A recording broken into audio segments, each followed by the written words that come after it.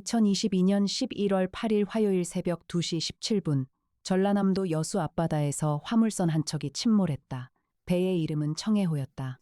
총 톤수 4,200톤, 인천을 출발해 일본 오사카로 향하던 컨테이너 화물선이었다.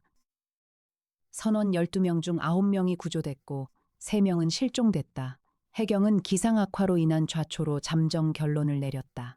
그러나 강역의 전화기에는 그날 새벽 5시에 문자 한 통이 도착했다. 발신인은 저장되지 않은 번호였다. 문자에는 딱 한 줄이 쓰여 있었다. 청해호는 사고가 아닙니다. 등대 불이 꺼졌습니다.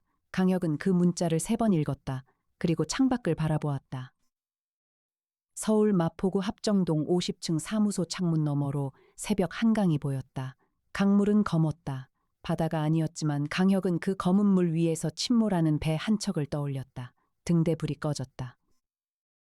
형사 시절부터 몸에 밴 분류 본능이 그 문장을 해체했다. 있는 것, 침몰한 배와 3명의 실종자, 없는 것, 사고의 구체적 원인, 어색한 것, 기상 악화라고 했지만 그날 여수 앞바다의 기상은 나쁘지 않았다. 강혁은 자리에서 일어나 사무소 중앙으로 걸어갔다.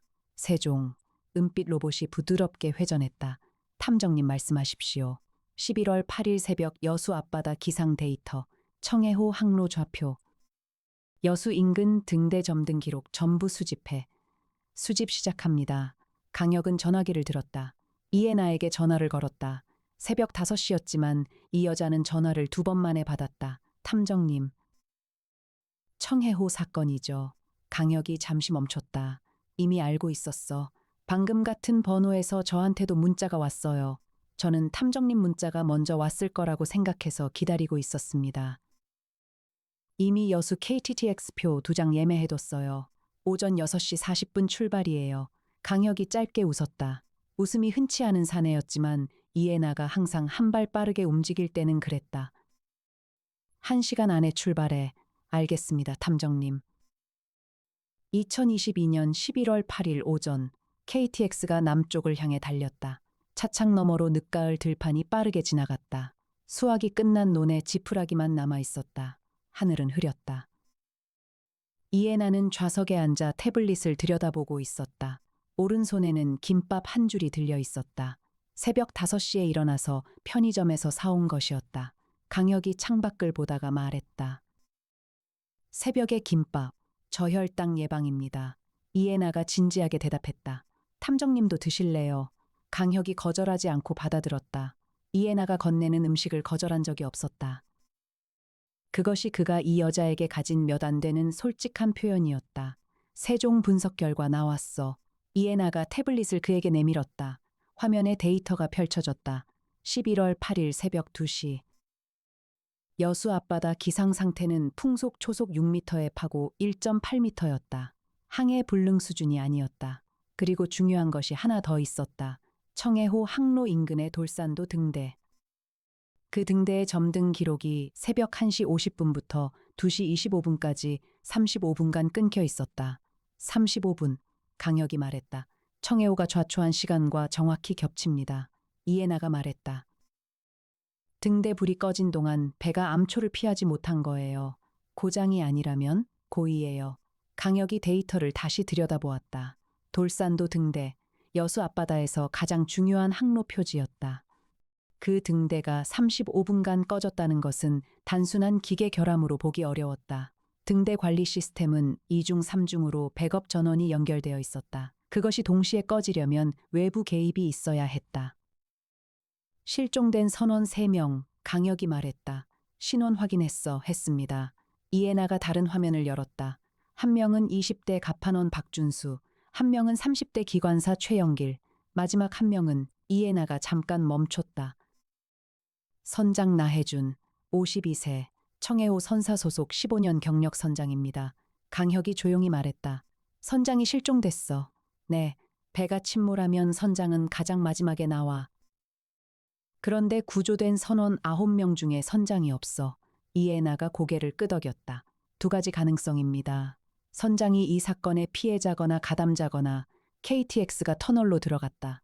창밖이 갑자기 어두워졌다. 강혁은 그 어둠 속에서 눈을 감지 않았다. 어둠 속에서도 볼 수 있는 것들이 있었다. 오전 11시 여수 엑스포역에서 내린 강혁과 이해나는 사무소 무인 승용차로 미리 배달해둔 장비를 픽업했다. 이해나가 준비한 장비 목록에는 드론과 수중 감지 장비관이 화학 분석 키트가 포함되어 있었다. 돌산도로 이어지는 돌산대교를 건너면서 강혁은 바다를 바라보았다. 늦가을 남해는 흐린 하늘 아래 낯빛으로 가라앉아 있었다. 멀리 섬들이 보였다. 그리고 더 멀리 돌산도 등대가 보였다. 흰 탑이 회색 하늘 아래 서 있었다. 등대지기 사무소는 등대 아래 작은 건물이었다. 강혁과 이해나가 도착했을 때 등대지기 한 명이 입구에 서 있었다. 60대 남자였다. 이름은 임종술이었다. 임종술은 두 사람을 보고 경계하는 눈빛을 보였다가 강혁의 신분을 확인하자 문을 열었다. 탐정이라고요. 경찰도 왔다 갔는데 경찰이 뭐라고 하던가요? 기계의 결함이라고 했어요. 제어 패널 오작동이라고. 임종술이 손을 내저었다. 나는 28년째 이 등대 지키고 있는데 이런 오작동은 처음이에요. 이 시스템은 백업이 3개야. 3개가 동시에 나가려면 누군가 일부러 끊어야 하죠. 임종술이 강혁을 바라보았다. 맞아요. 그런데 경찰은 안 믿더라고요. 강혁이 등대 제어실로 들어갔다. 이해나도 따라 들어오면서 바로 무릎을 꿇고 제어 패널 하단을 살폈다. 탐정님, 이해나가 패널 뒤쪽을 가리켰다. 강혁이 몸을 낮추었다. 패널 연결부에 아주 작은 장치가 붙어 있었다. 검은 플라스틱 케이스에 아주 가는 선이 연결된 것이었다. 이해나가 그것을 조심스럽게 분리해 채취 봉투에 넣었다. 무선 신호 수신 방해 장치입니다. 이해나가 말했다. 특정 주파수를 발신하면 이 장치가 제어 패널 신호를 차단해요. 35분 후 자동으로 해제되도록 설정되어 있었을 겁니다. 전문가가 설치한 거야. 그리고 사전에 준비된 거예요. 즉흥적으로 할 수 있는 게 아닙니다. 누군가 청해호가 이 항로를 지나는 날짜와 시간을 정확히 알고 있었다는 거예요. 강혁이 일어서며 임종술에게 물었다. 청해호 지나간다는 걸 알고 있었던 사람이 누가 있어요? 임종술이 생각했다. 선사 쪽이야 당연히 알겠죠. 그리고 사흘 전에 이 등대 수리하러 왔던 기술자가 있었어요. 이름이요? 명함 받아놨어요. 임종술이 사무실 서랍에서 명함을 꺼냈다. 강혁이 그것을 받아들었다. 명함에는 회사 이름과 이름이 적혀 있었다. 여수해양기기 박동수. 강혁이 이해나에게 명함을 건넸다. 이해나가 이미 태블릿을 들고 검색을 시작했다.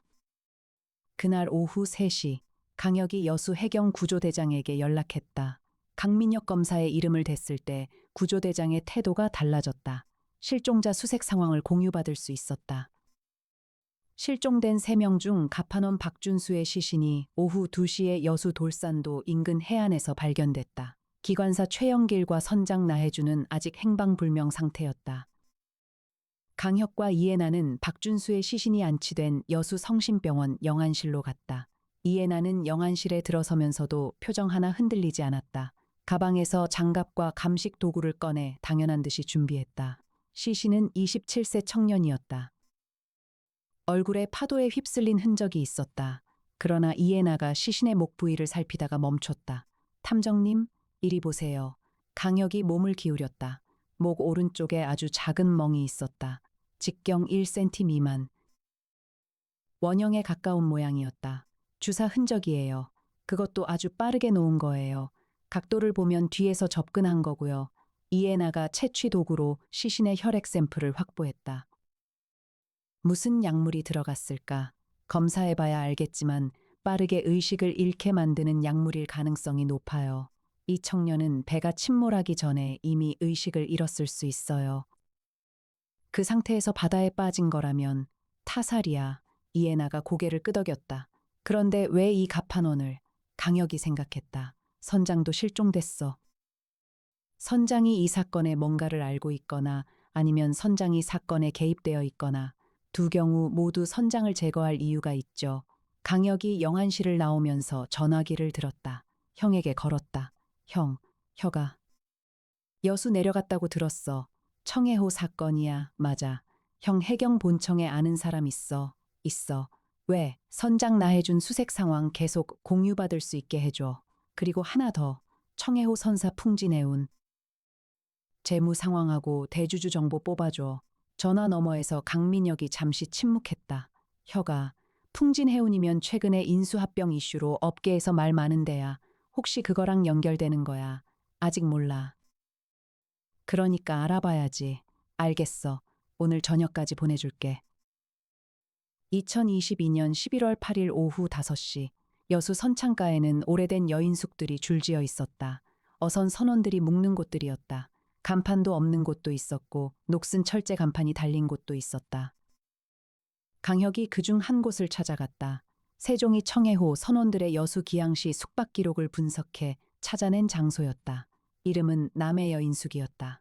건물은 오래됐다. 3층짜리 콘크리트 건물로 외벽에 습기 얼룩이 번져 있었다. 1층에는 선창가 상회가 있었고 2층과 3층이 숙박 공간이었다.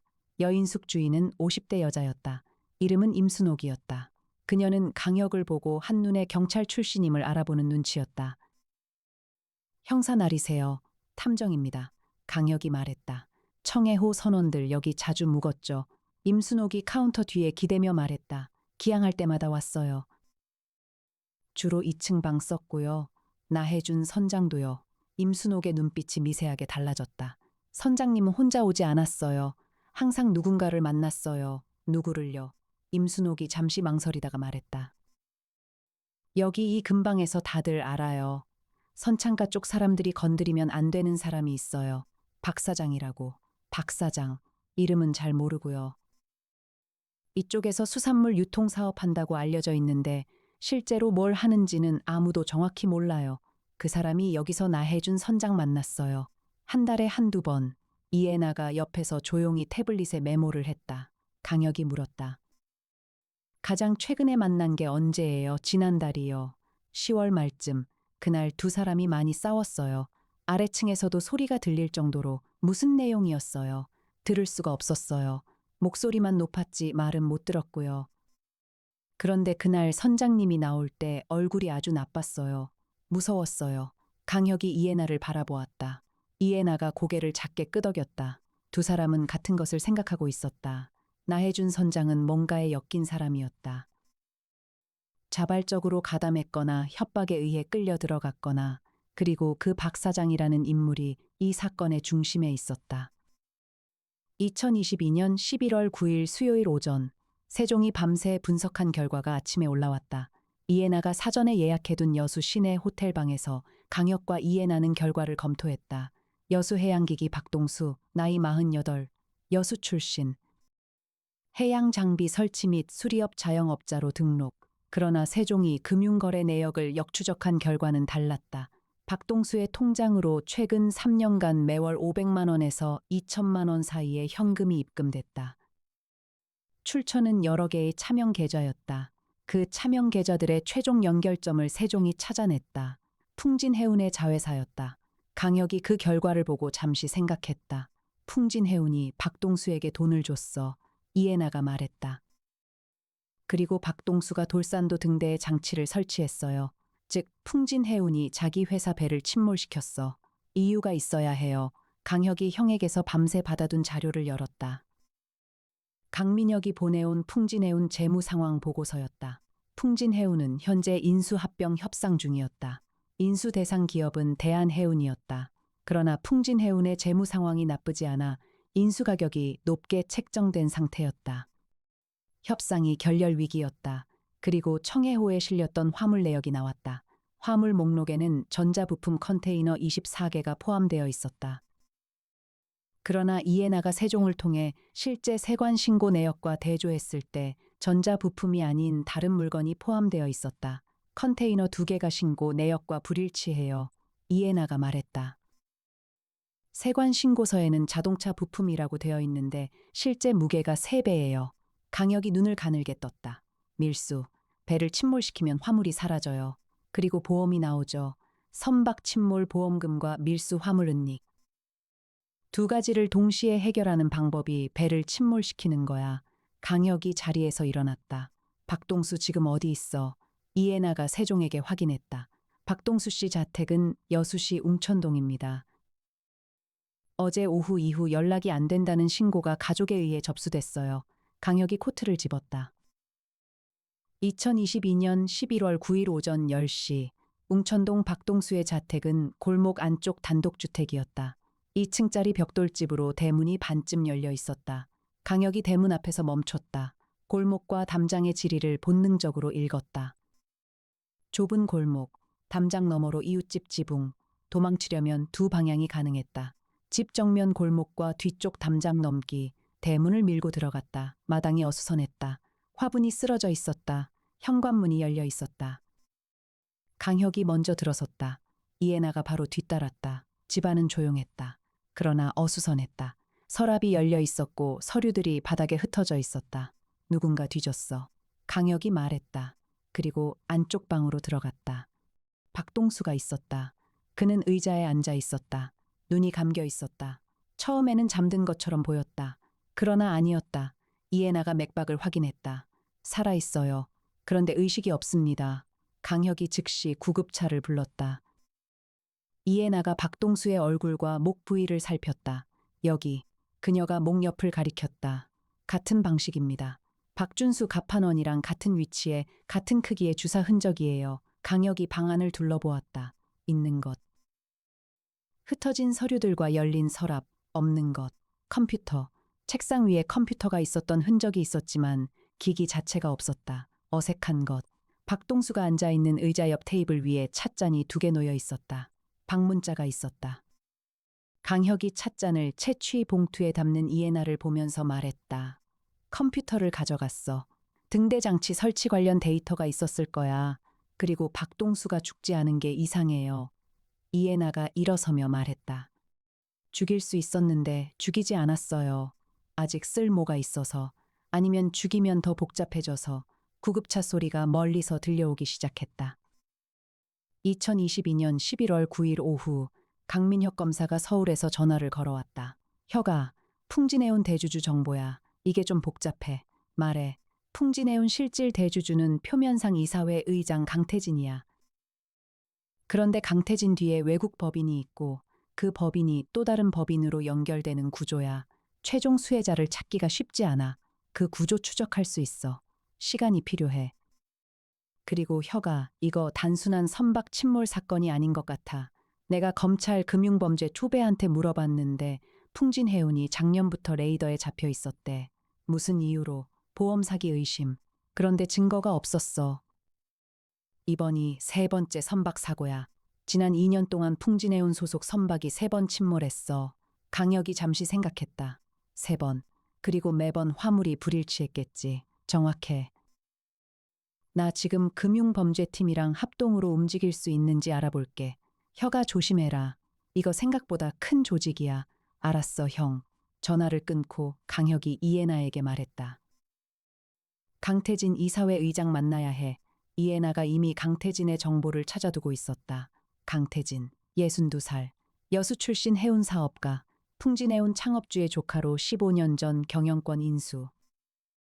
현재 여수와 서울 2곳에 거주지가 있습니다. 여수 사무실은 선창가 인근 풍진빌딩 5층이에요. 지금 여수에 있어. 예, 세종이 오늘 아침 여수 진입 차량 번호로 확인했습니다. 강혁이 일어섰다. 2022년 11월 9일 오후 4시 풍진빌딩은 여수 선창가 바로 앞에 있었다. 10층짜리 회색 건물로 1층에 해운 관련 회사들의 간판이 여러 개 붙어 있었다. 5층 창문에서는 바다가 보일 것이었다. 강혁과 이해나가 5층으로 올라가자 비서가 막았다. 약속 없이는. 강혁 탐정입니다. 나해준 선장건으로 왔습니다. 비서가 안으로 들어갔다가 나왔다. 들어오시랍니다. 사무실은 넓었다. 통유리 너머로 여수 앞바다가 한눈에 보였다. 오후 빛을 받은 바다는 은색으로 반짝였다. 그 아름다운 바다 앞에 강태진이 앉아 있었다. 62살, 머리가 희끗했고 체형은 단단했다. 눈이 작고 날카로웠다. 그는 강혁이 들어서는 것을 보고 일어나지 않았다. 탐정이라고요. 강혁 탐정사무소입니다. 강혁, 강태진이 그 이름을 한번 되새기는 것 같았다. 서울경찰 출신 탐정이군요. 여기까지 무슨 일로? 청해호 침몰건입니다. 그리고 실종된 나해준 선장건. 강태진의 얼굴에 변화가 없었다. 아주 능숙한 표정 관리였다. 안타까운 사고죠. 선원들 걱정이 많습니다. 사고가 아닐 수 있습니다. 강태진이 처음으로 강혁을 제대로 바라보았다. 무슨 근거로? 돌산도 등대에 설치된 신호방해 장치, 그리고 박준수 갑판원의 시신에서 발견된 주사 흔적, 그리고 박동수 씨 사건. 박동수 씨가 사흘 전 등대에 장치를 설치했습니다. 강태진이 잠시 침묵했다. 박동수는 저희 회사 수리업체 직원이 아닙니다. 박동수 씨 계좌로 들어온 돈이 풍진해운 자회사에서 나왔습니다. 강태진이 천천히 의자에 등을 기댔다. 탐정님. 저는 회사가 크다 보니 자금 흐름 전부를 직접 관리하지는 않습니다. 그 부분은 재무팀이 담당하고요. 재무팀 이름을 알려주시면 직접 확인하겠습니다. 강태진이 입가에 미소를 지었다. 그것은 웃음이 아니었다. 경고였다. 탐정님, 이 사건 경찰에서 기상사고로 결론 냈습니다. 민간 탐정이 기업 내부를 들쑤시는 건 선을 넘는 일이에요. 강혁이 일어서며 말했다. 선은 제가 정합니다. 두 사람이 사무실을 나왔다. 엘리베이터 안에서 이해나가 조용히 말했다. 강태진, 방금 왼손 새끼손가락이 계속 움직였어요. 강혁이 그녀를 바라보았다. 알아챘어. 탐정님도요. 그래. 거짓말할 때 나오는 신체 반응이야. 이해나가 안경을 고쳤으며 말했다. 저 사람 이 사건 알고 있어요. 아는 정도가 아니라 설계했을 수도 있어요. 2022년 11월 9일 밤 9시, 강혁은 혼자 선창가를 걸었다. 이해나에게는 호텔에서 자료 분석을 맡겼다. 가을밤 선창가는 어두웠다. 어선들이 정박해 있었고 파도 소리가 끊이지 않았다. 등불이 드문드문 켜진 선창가 골목을 강혁이 천천히 걸었다. 형사 시절부터 그는 이런 걸음을 즐겼다. 걸으면서 생각이 정리됐다. 이 사건의 구조는 이랬다. 풍진해운이 세 차례에 걸쳐 자사 선박을 침몰시키면서 보험금을 수령했다. 동시에 밀수 화물을 실어 나르다가 선박과 함께 증거를 없앴다. 그 작업을 실행한 사람이 박동수였다. 그리고 나해준 선장이 그 작업의 연결고리였다. 그러나 이 구조의 정점에 있는 사람이 강태진인지는 아직 확실하지 않았다. 골목 끝에서 그림자 하나가 움직였다. 강혁이 걸음을 멈추지 않았다. 눈의 각도만 바꾸어 그림자를 따라갔다. 그림자가 빠르게 골목으로 사라졌다. 강혁이 그 뒤를 따라갔다. 좁은 골목, 담장. 그는 이런 공간을 본능적으로 읽었다. 골목이 꺾이는 지점에서 그림자가 담장을 넘으려 했다. 강혁이 그 순간 뛰었다. 무술 유단자의 빠른 발이 담장 앞에 먼저 닿았다. 그림자의 팔을 잡아 돌렸다. 남자였다. 40대 초반. 눈이 겁에 질려 있었다. 누구야? 남자가 숨을 몰아쉬었다. 저는 청해호 선원입니다. 1등 항해사 권기덕이에요. 강혁이 그를 놓지 않은 채 말했다. 날 따라왔어. 맞아요. 말씀드릴 게 있어서. 근처 포장마차에 두 사람이 마주 앉았다. 권기덕의 손이 떨렸다. 그는 막걸리를 한 잔 들이켜고 나서야 입을 열었다. 청해호가 침몰한 건 사고가 아닙니다. 저는 알고 있었어요. 강혁이 기다렸다. 나해준 선장님이 2달 전에 저를 불렀어요. 이번 항해에서 컨테이너 2개는 절대 세관에 신고하면 안 된다고 했어요. 1년치 월급을 준다고 했고요. 거절했어요. 그랬더니 선장님이 저한테 자기도 어쩔 수 없다고 했어요. 위에서 시키는 거라고. 거절하면 저도 가족도 위험하다고 했어요. 강혁이 조용히 물었다. 위라는 게 강태진이야. 권기덕이 고개를 저었다. 아니에요. 선장님이 말한 위는 강태진이 아니에요. 강혁이 몸을 기울였다. 그러면 누구? 권기덕이 주위를 한번 둘러보고 나서 낮은 목소리로 말했다. 대한해운이에요. 강혁이 멈췄다. 대한해운, 풍진해운을 인수하려는 바로 그 회사요. 대한해운 쪽에서 풍진해운 흠집을 내서 인수 가격을 낮추려는 거예요. 선박 침몰 이력이 3번 있으면 기업 가치가 폭락하잖아요.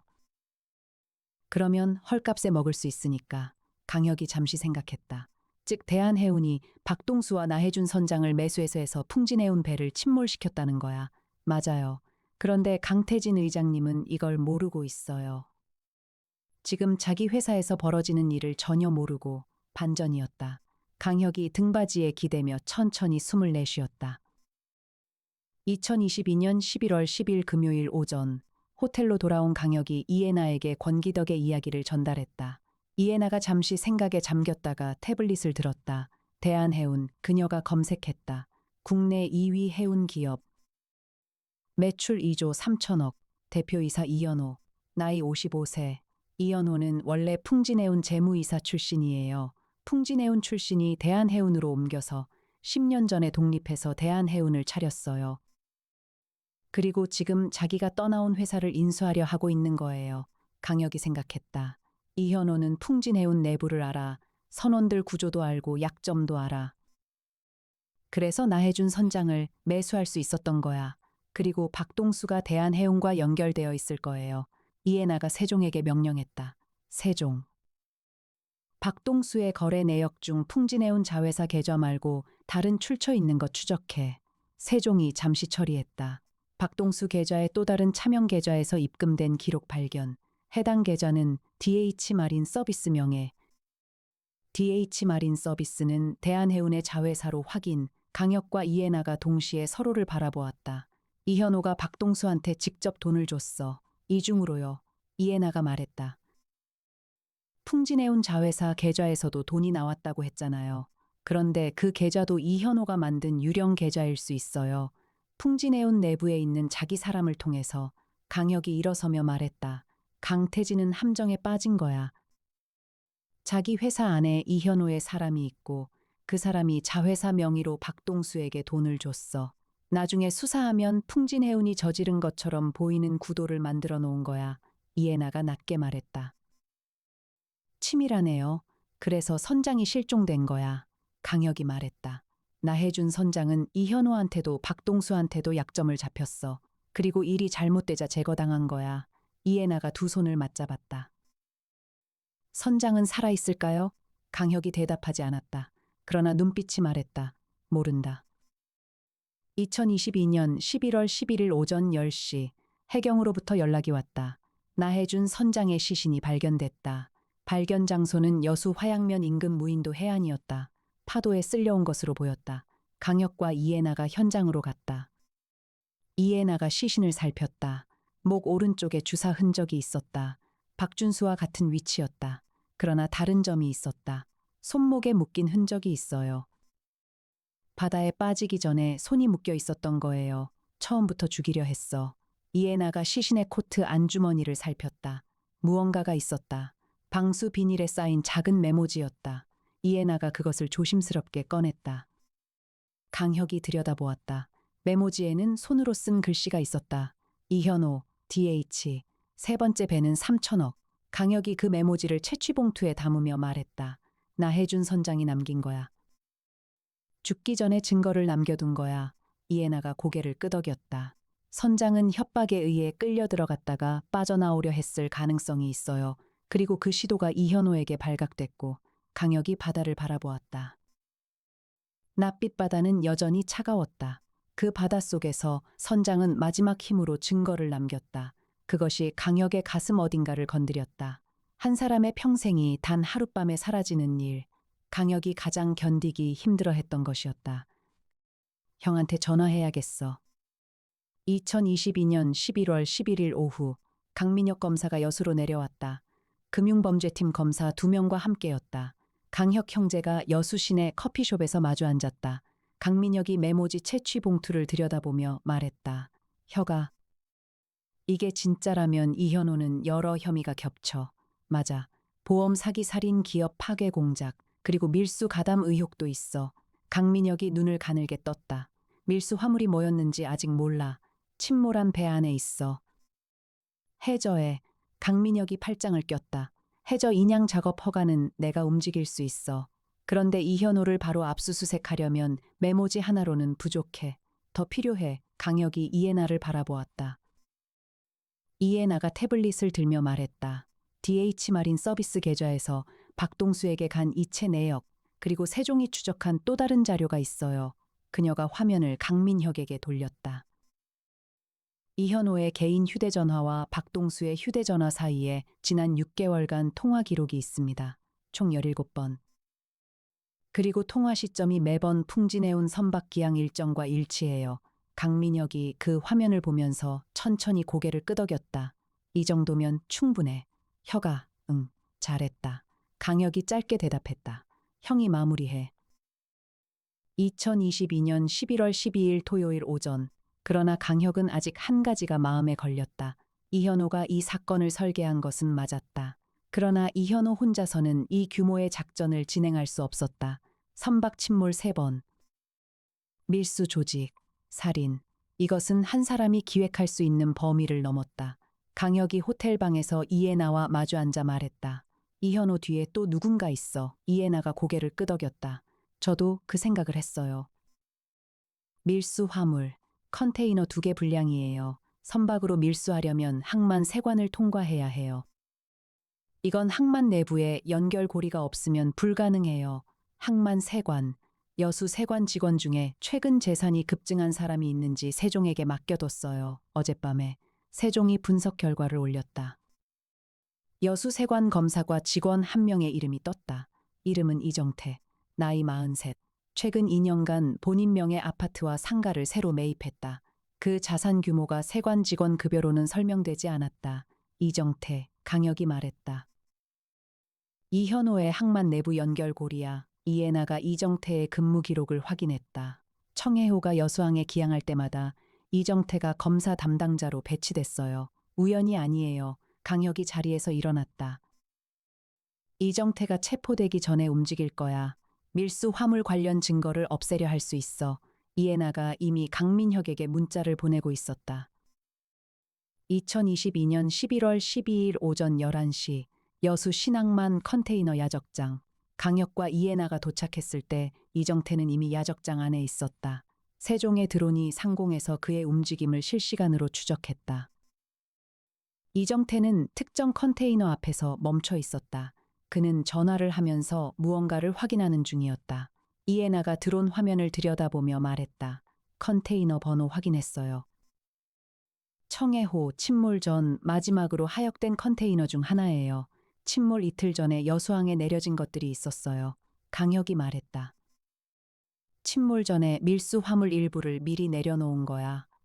전부 배와 함께 가라앉힌 게 아니라 나눠서요. 강혁이 야적장 안으로 들어갔다. 거대한 컨테이너들이 층층이 쌓인 야적장은 미로 같았다. 강혁은 좁은 통로를 본능적으로 읽으면서 이정태를 향해 이동했다.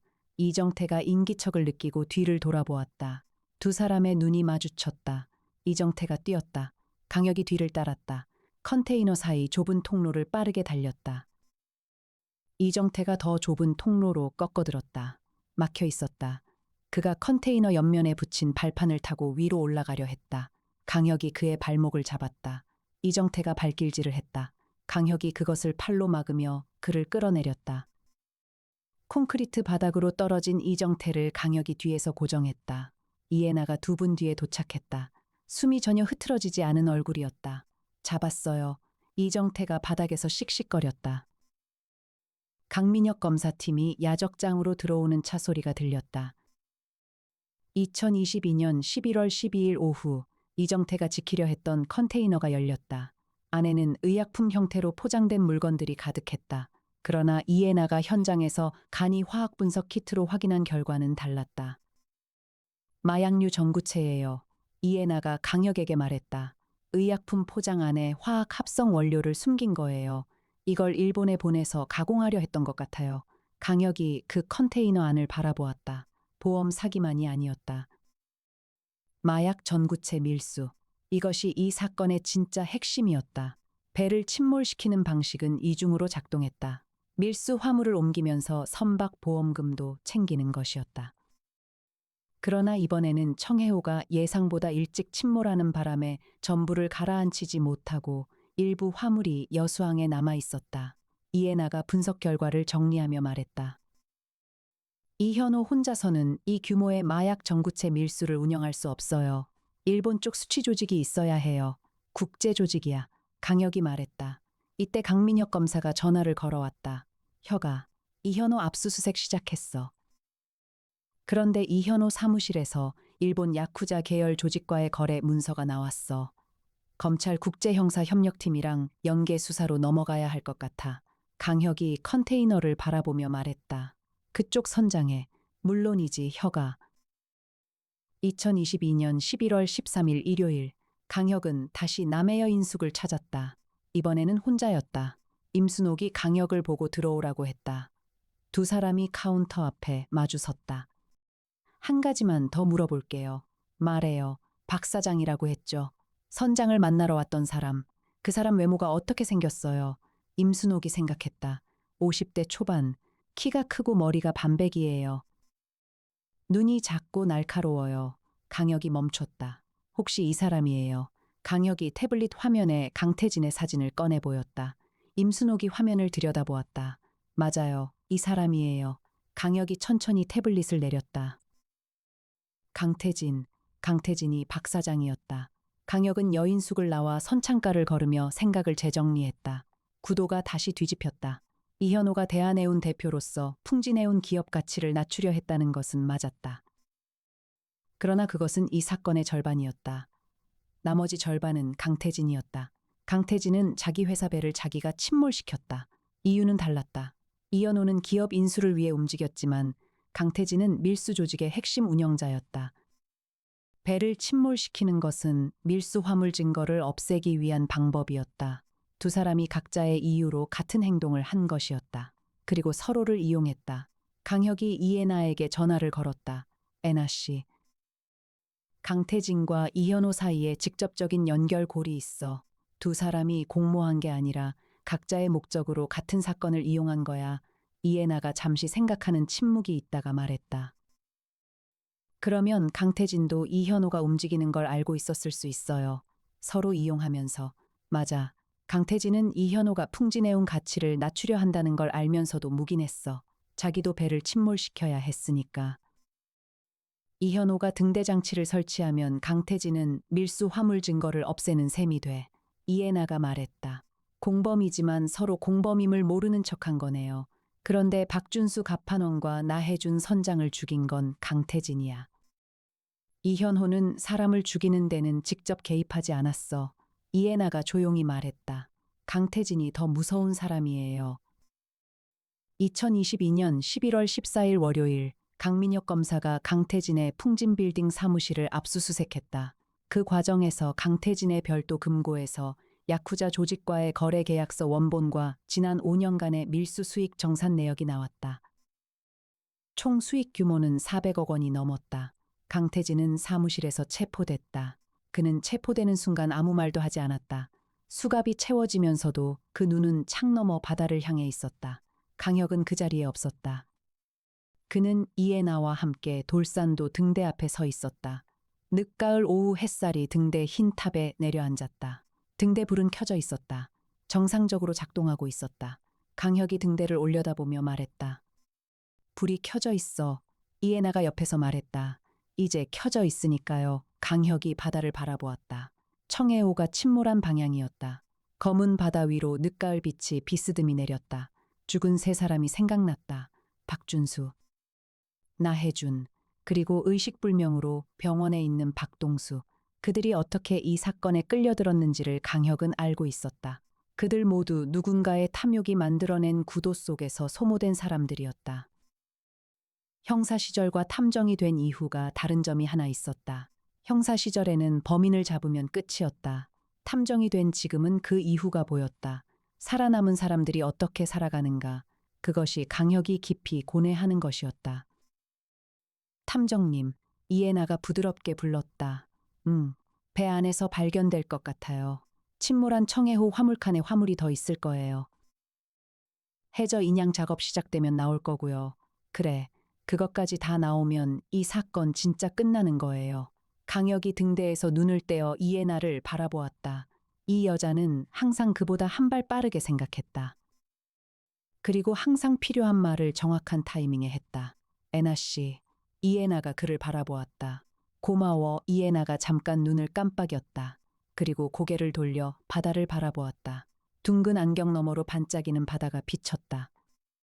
그녀의 입가에 아주 작은 미소가 번졌다. 그것을 그녀는 감추려 했지만 감춰지지 않았다.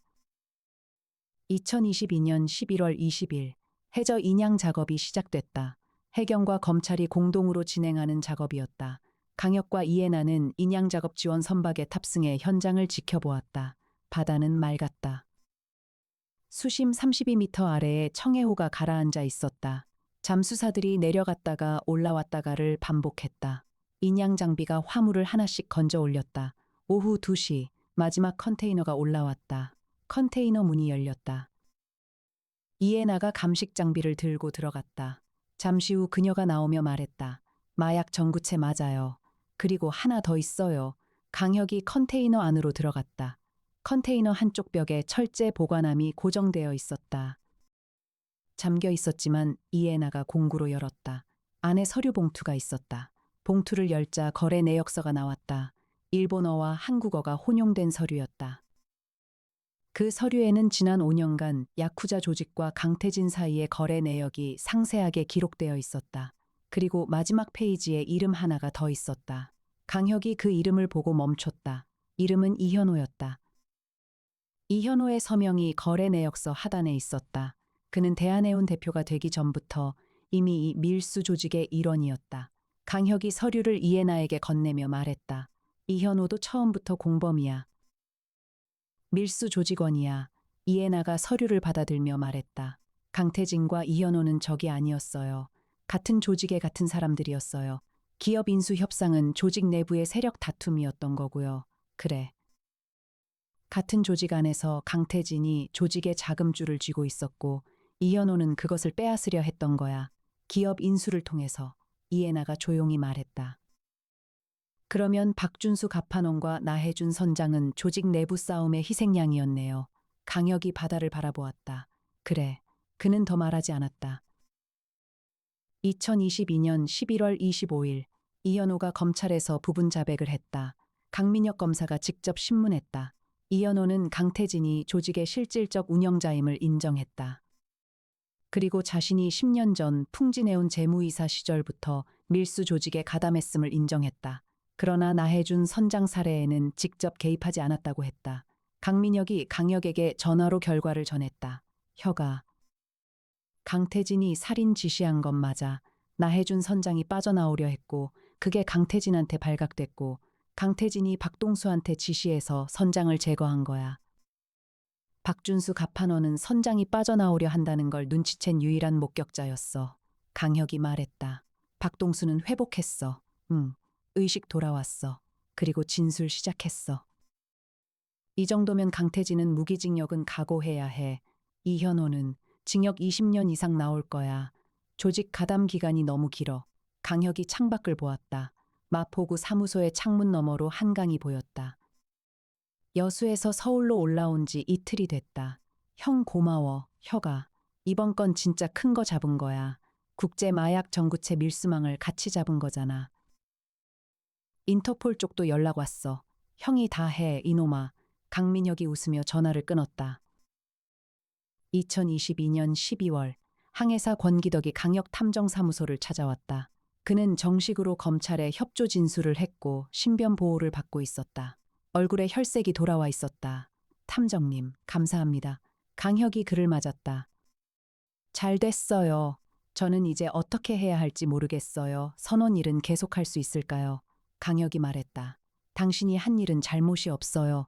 협박을 받았고 결국 옳은 선택을 했어요. 권기덕이 고개를 끄덕였다. 그러나 눈이 멀었다. 선장님이, 나해준 선장님이 죽지 않았다면 좋았을 텐데.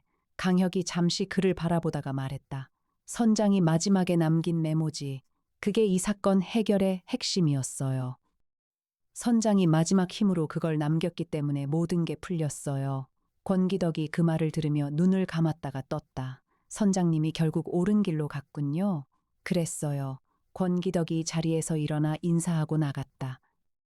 이해나가 그 뒷모습을 보다가 강혁에게 말했다. 탐정님, 방금 한 말 위로가 됐을 것 같아요. 강혁이 창가로 걸어가며 말했다. 사실이니까. 이해나가 조용히 그를 바라보았다. 둥근 안경 너머로 그의 뒷모습이 보였다. 키 185cm의 넓은 등, 오른쪽 눈썹을 가로지르는 흉터는 그 방향에서 보이지 않았다. 이 여자는 항상 이 뒷모습을 보았다. 그리고 그 뒷모습이 그녀에게는 가장 안심이 되는 풍경이었다. 그러나 이 마음을 그녀는 말하지 않았다. 2022년 12월 중순 서울에 첫눈이 내렸다. 강역 탐정사무소 50층 창문 너머로 눈이 내리는 한강이 보였다. 겨울 강물 위로 흰 눈송이가 사라졌다. 태풍 박사가 실험실에서 나와 강역의 책상 옆 소파에 앉았다. 탐정님, 이번 사건 보험 사기와 국제 마약 정구체 밀수 그리고 살인까지 제가 여기 합류하고 나서 가장 큰 사건이었어요. 강역이 창밖을 보며 말했다. 그래, 탐정님은 이런 사건 끝나고 나면 어때요? 강역이 대답하지 않았다. 태풍이 기다렸다. 잠시 후 강역이 말했다. 끝난 게 없어. 죽은 사람들은 끝났지만 남아있는 사람들의 이야기는 계속돼. 태풍이 고개를 끄덕였다. 나정이가 실험실에서 고개를 내밀었다. 탐정님, 새 의뢰 들어왔어요. 이메일로요. 강역이 돌아섰다. 어디서? 강원도 속초요. 숙박업소 사장인데 자기 손님이 객실에서 죽었는데 경찰이 사고사로 결론 냈는데 납득이 안 된다고요. 이해나가 이미 노트북을 열고 있었다. 탐정님. 속초 KTX 예매할까요? 강혁이 코트를 집으며 말했다. 세종, 말씀하십시오. 속초 숙박업소 사망사건 관련 기사 전부 수집해. 수집 시작합니다. 이해나가 예매 화면을 닫으며 말했다. 탐정님. 속초는 KTX 없어요. 서울역에서 버스로 2시간 반이에요. 예매했습니다. 강혁이 걸음을 멈추며 말했다. 버스, 그게 제일 빨라요. 이해나가 가방을 들며 당연하다는 듯이 말했다. 출발이 30분 뒤에요. 빨리 가야 해요. 강혁이 그녀를 잠깐 바라보다가 앞장섰다. 가자. 엘리베이터가 내려가기 시작했다. 창문 너머로 눈 내리는 한강이 멀어졌다. 강혁 탐정사무소의 겨울이 시작됐다. 2022년 12월 말, 청해호 사건 최종 판결이 나오기 전 주말, 이해나는 혼자 여수에 다시 내려갔다. 누가 시킨 것도 아니었다. 그냥 가고 싶었다. 돌산대교를 건너 돌산도 등대 아래에 섰다. 저녁 무렵이었다. 해가 남해로 지기 시작했다. 주황빛 하늘 아래 바다가 붉게 물들었다.